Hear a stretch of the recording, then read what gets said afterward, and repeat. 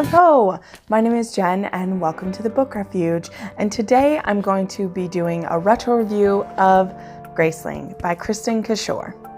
Before we get into the retro review of one of my favorite books, I just wanted to ask you if you would please so kindly give this video a thumbs up, if you would subscribe, if you'd leave me a comment telling me what you like about this review, if you agree, if you disagree. I'd love to chat with you. That's my whole reason for being on BookTube, is that I want to have conversations with people and discuss what we're interested in. So yeah, without further ado, let's get into my retro review. First off, I'll say about this book, the way I try to do my retro reviews is I try to have them be about books that are 10 or more years old. And it just so happens that this book came out in 2008. So it is officially 10 years old, and I don't feel bad about doing a retro review for this book. So this book is, as I've said, I could just gush on and on. One of my favorite books of all time.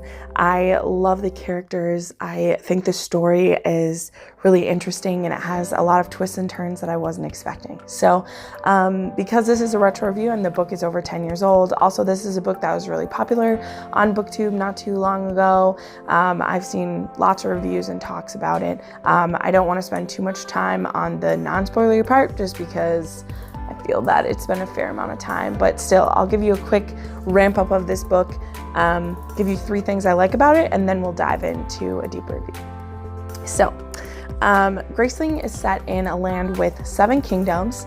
Katza is the niece of the king in the middleest-most kingdom, which is called the Midlands.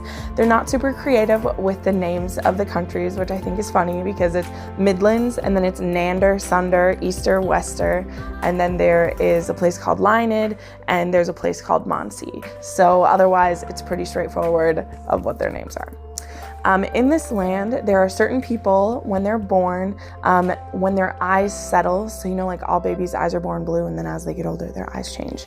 Well, for Gracelings, when they reach a certain age and their eyes settle, their eyes will settle into 2 different colors. So maybe they're red and black, or black and green, or green and blue, or gold and silver, any kind of thing, but they'll be different colored eyes. And then that person will have some sort of extraordinary gifting or a grace, hence Graceling. So our main protagonist in this story, Katza, she has the gift of killing. And so when she's a little girl, she gets inappropriately approached by a cousin of hers, and in reaction to him trying to touch her, she slams her hand up, breaks his nose, pushes it into his brain, and instantly kills her cousin. So the king decides it would be mighty useful to have a killing grace within my employ. And in this land also, any Gracelings, they have to be presented to the king so that they can decide if they're useful to them or if they're a threat, or you know, if they are okay with letting them go home. Because let's say they're just a really good swimmer or they're good at climbing trees, then they might not need them. But she was already in court because she was the niece of the king, you know. So the king, her uncle Randa, has been using her as his personal hand of justice for the last about like 10 years or so. So if someone wrongs him, if someone doesn't do what he wants, he sends Katza to bring the pain and get the resolution that he wants.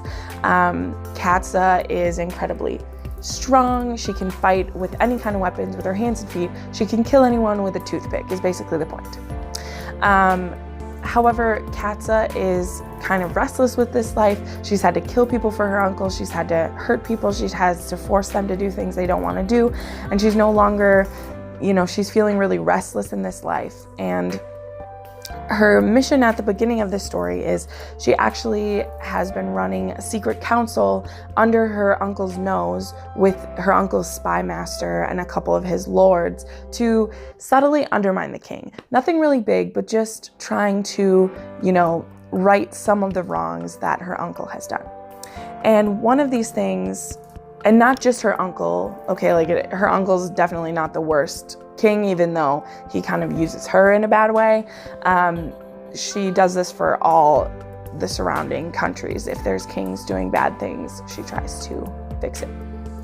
So at the beginning of this novel, she is rescuing the grandfather of the king of the father of the king of Lyned. Sorry, their name is like really hard to say. And he has been kidnapped and is in the dungeons of a different king.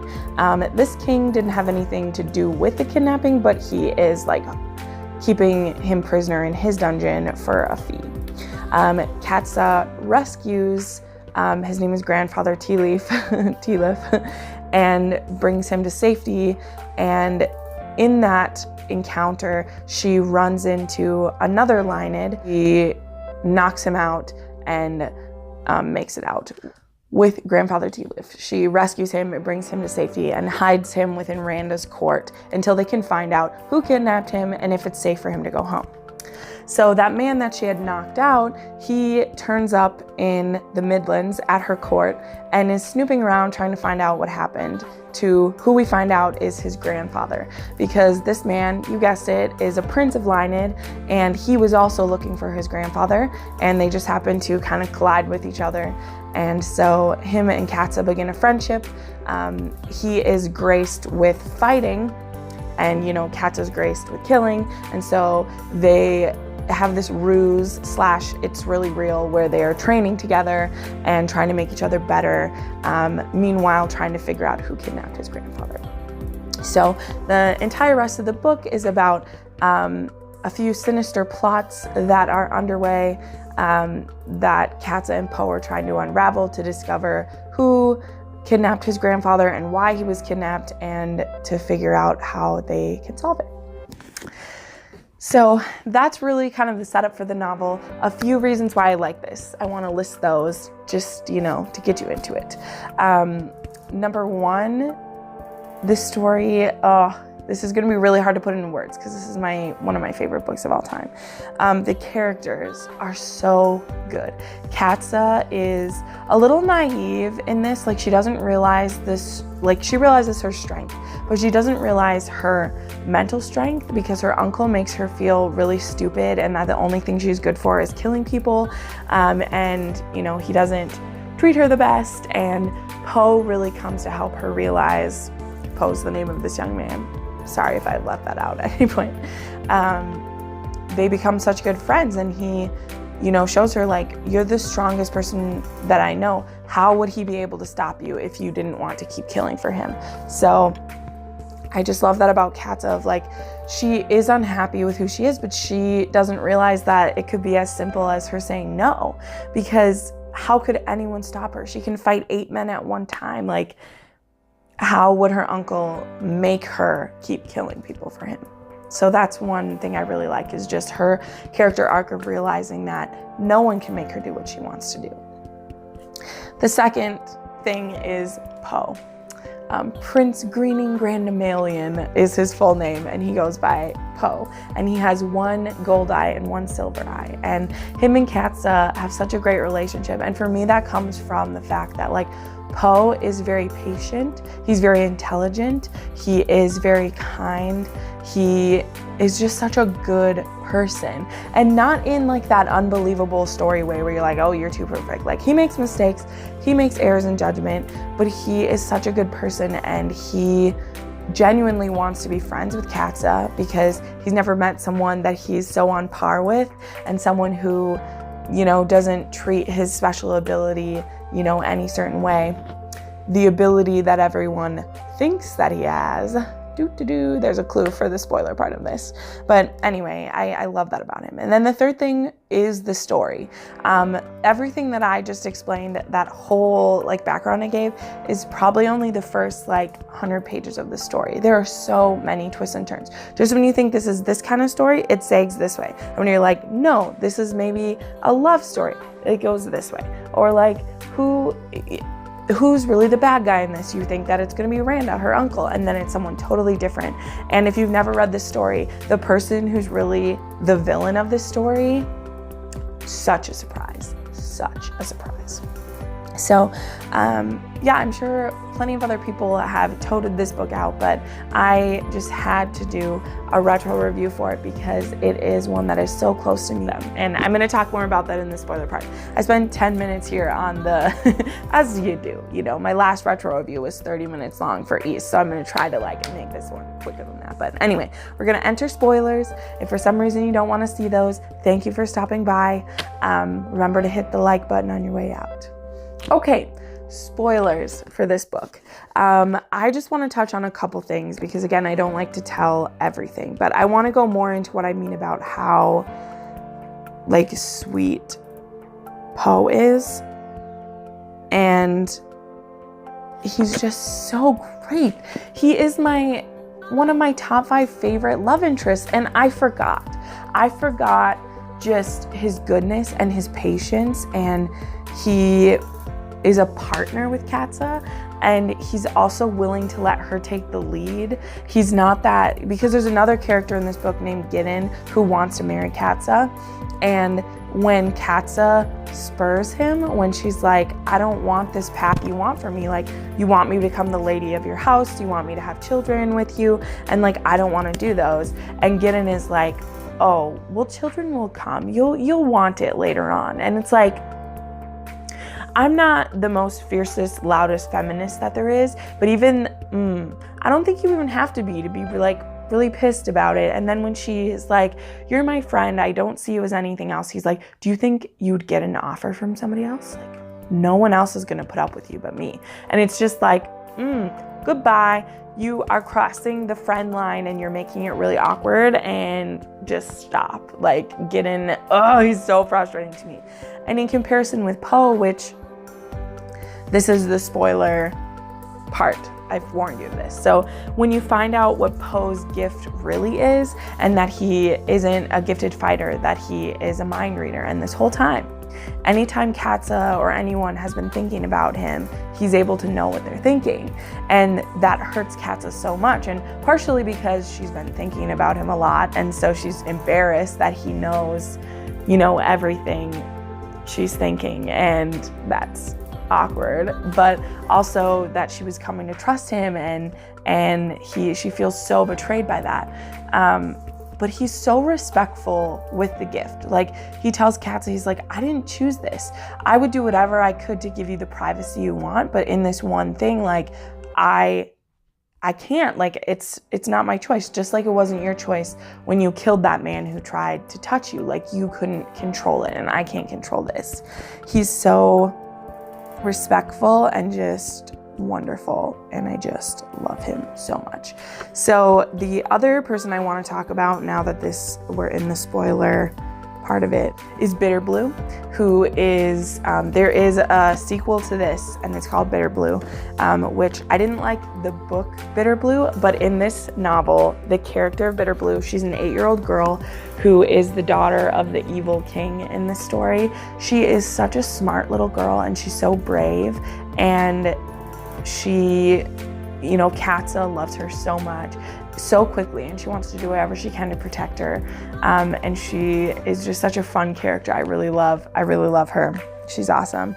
And then the final thing I really like about this is the ending of this novel, when we find out, you know, more about what Poe's been going through and this new disability that he has, and how he's so ashamed that he can't be the person that Katza knew before, and she, you know, feels so heartbroken, and all those things that had like bothered her about him before, she's like, those are so insignificant. I just want to be with you. I just want to be your companion. I want to be your friend. I want to be your lover, and those other things don't matter to me the way that I thought they did.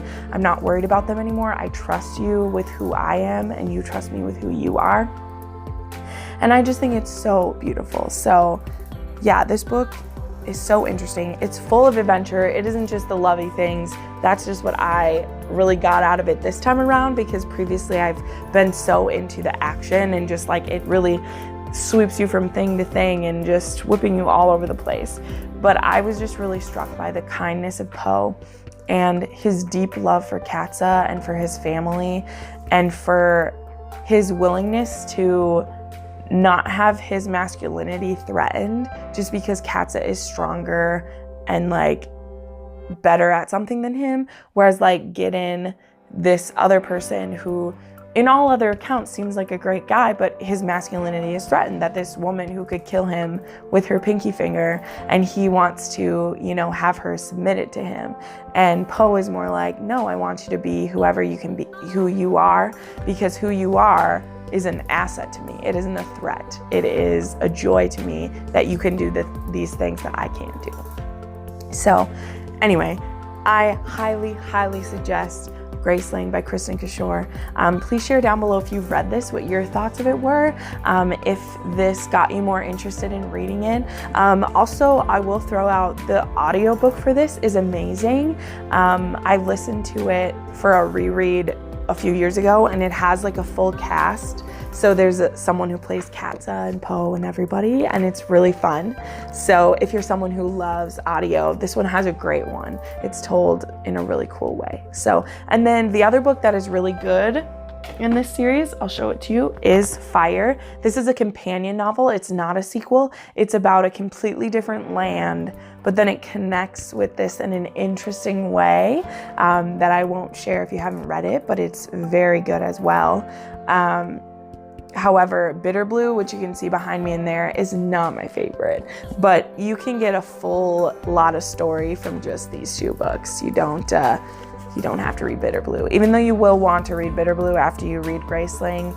Don't say I didn't warn you, but you should read this. It totally works as a standalone novel. It wraps everything up because she didn't write Bitterblue until like years afterwards, and this was perfect companion to Fire. So anyway, thank you so much for stopping by. Again, please subscribe if you would like weekly content. I put out 2 to 3 videos a week, reading vlogs, reviews, TBRs. I do all those things. You can catch me on Instagram at The Book Refuge. So yeah, I would love to hear more from you. And thanks for stopping by The Book Refuge, where we can be safe and talk about books. Have a wonderful day.